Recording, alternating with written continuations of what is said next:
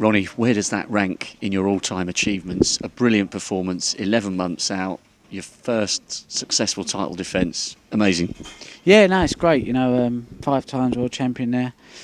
Brilliant. Especially after not playing for a year and coming back and winning. It is a dream, really. I didn't expect it, but I'm over the moon. Were you surprised at the quality of that match? I mean, it was a great final to watch. 6 centuries as well. Yeah, no. Listen, I wasn't surprised because I know how good Barry is as a player.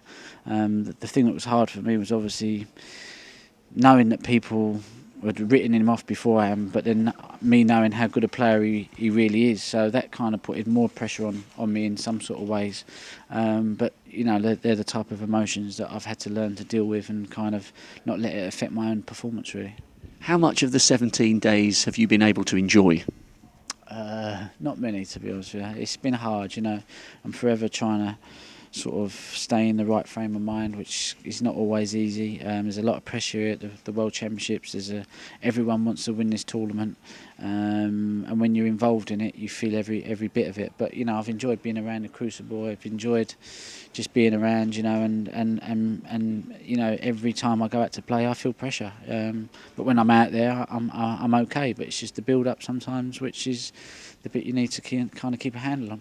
I think one of the things people found so impressive was that on the odd occasion when you were pegged back to level, you always responded straight away and got ahead again.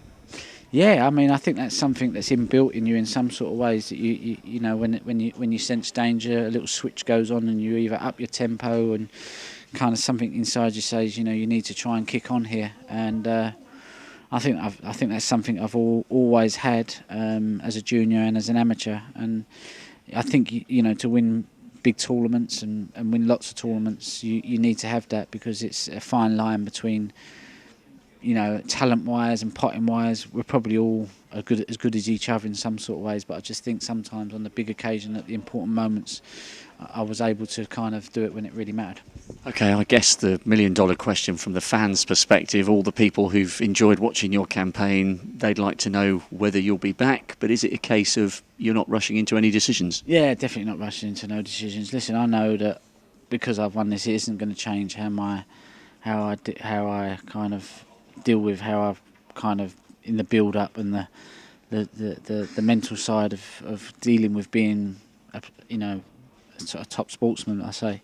But I definitely intend to plan some smaller events because I enjoy them, and definitely plan some of the ones that are local to me, where I haven't got to fly, and the ones in Europe. So I'm looking forward to playing in them.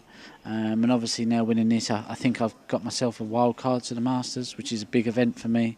So, I see that's where I think I'm just going to play in the tournaments that I know that I can enjoy, and I know that they're not going to,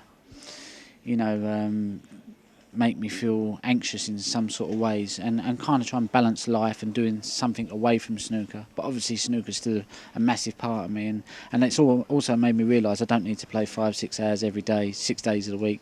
I've only had 4 or 5 weeks practice, and I've managed to come here and win the World Championship. So in many ways I'll probably be able to lighten up on the practice and just go in for a bit more fun now. Well done, it was a great run to witness. Cheers, thank you.